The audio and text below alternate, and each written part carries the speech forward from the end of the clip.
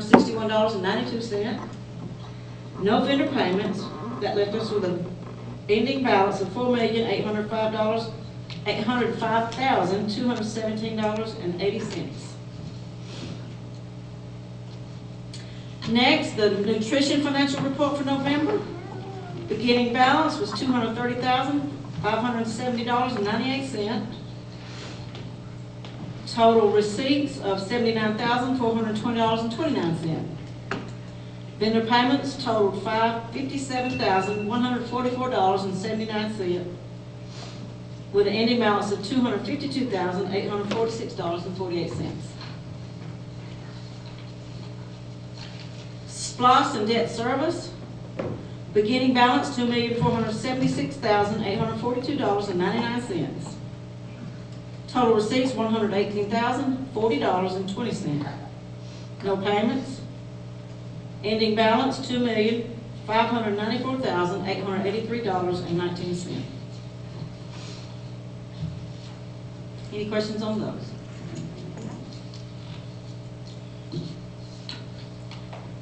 You have your open purchase orders that have been approved and not yet paid for, not yet delivered. They total $27,710.69.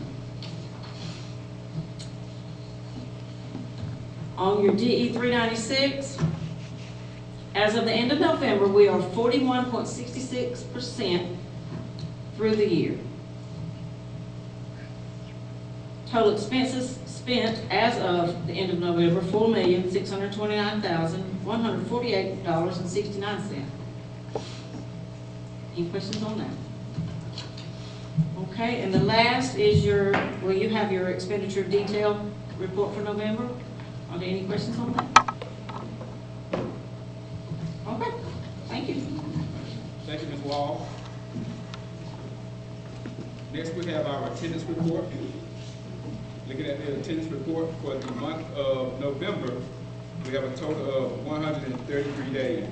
And looking at the breakdown of the days, we have 2 days for bereavement, 4 days for the jury, 5 for parental pay leave, professional leave days total 21, personal leave 7.5, sick days 74.5, and then leave without pay is 16, and then 3 vacation days, totaling 133 staff days that have been taken for the month of November.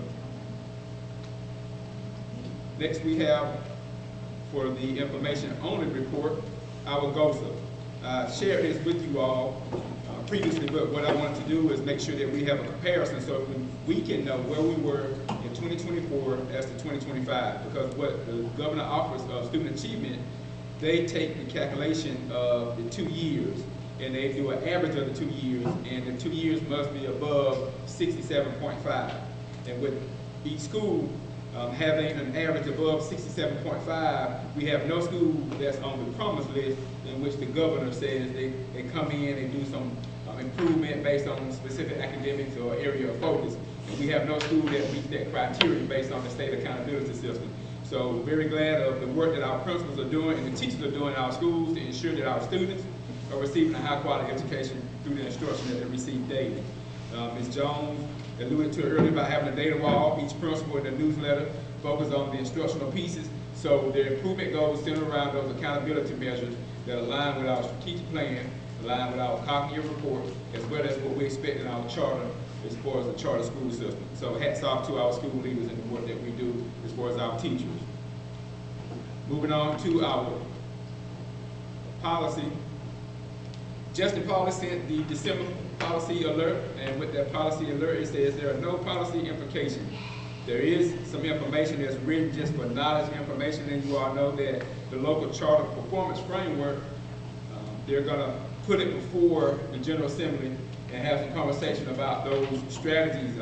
I've had it for about 2 months and I've looked at it, but it aligns to the work that we do. It's looking at the academic, it's looking at the physical soundness of your institution, as well as the organization and operation of your facility, which lends itself to the safety measures. How often are we making sure that our facilities are conducive for learning for staff and stakeholders? All of that is not double work, but it's the same work that's embedded in our strategic plan that is being laid down. So that is the information piece that you see there. that is listed with the academic, financial, and organizational performance measures that they're considering for that framework. So there are no policy implications. Any questions about that section? Okay, moving on to personnel. You have the personnel recommendation. We have up for reclassification, which is reassignment, which is a big role, huge role, which is for our head football coach. Want to go ahead and say that out loud. Mr. Caleb McFarland, who is currently serving as the offensive coordinator, and promoting within, you growing your own, builds consistency for the program, for our students, and for the community, and the work that he and the team and the other coaches have done this past year. We know that that consistency will be there. So he's being recommended for that reassignment, as well as substitute for Ms. Jalea Moses, who also has a resignation as a teacher, but is moving on to a different position with her nursing field. And then we have a lay coach that we're gonna have voted on separately due to the nature of the relationship, which is Mr. White as a community coach. So I would like to recommend the following 3 items. Mr. Caleb McFarland for reassignment as the head football coach. Jalea Moses, resignation, but then as a substitute. So those 3 I would like to recommend. And the bus driver, Jason Alford, as a part-time bus driver. Recommend those 4, and then we'll come back and vote on Mr. White. Okay. Can I get a motion to approve the personnel as described? I second it. Shirley, all in favor? Okay. All right.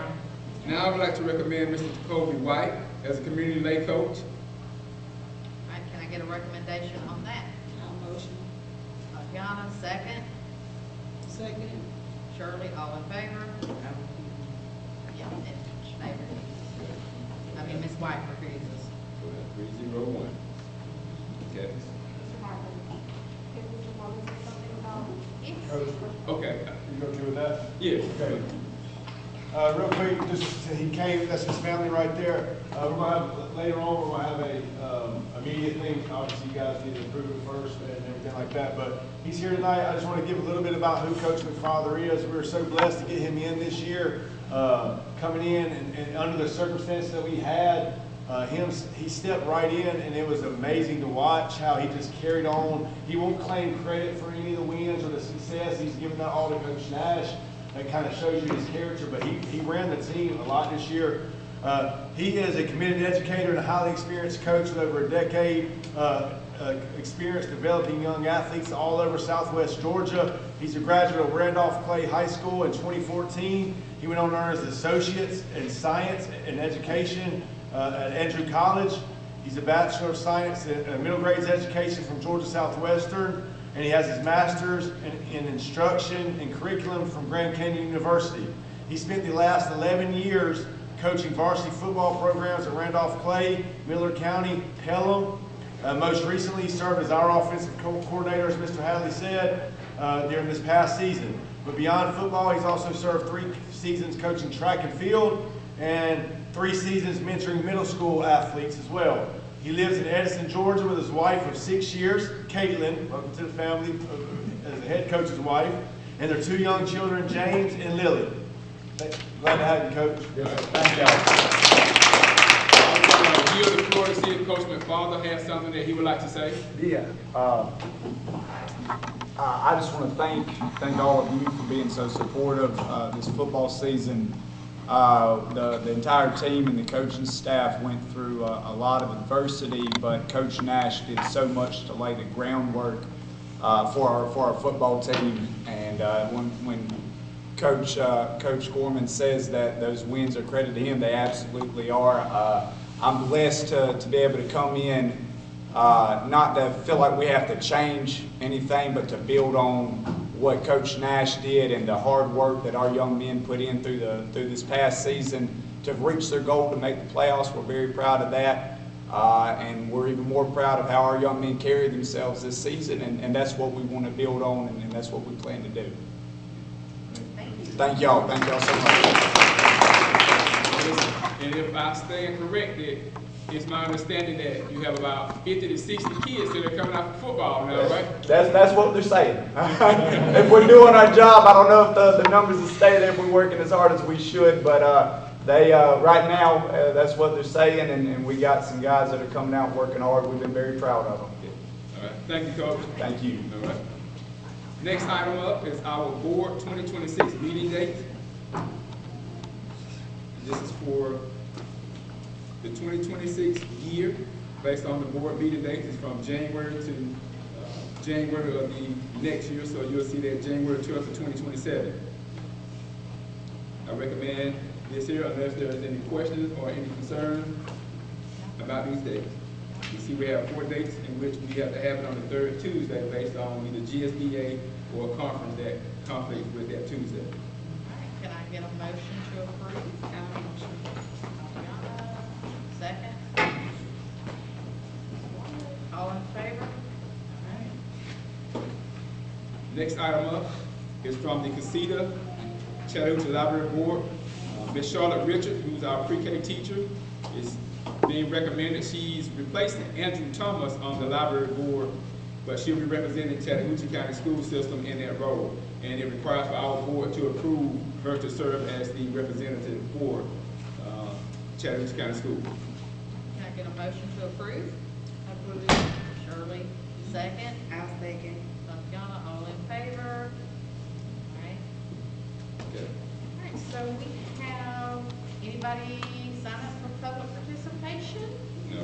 No. To Ed, I didn't. All right, executive session. No executive session. All right. Can I get a motion? My motion. I'll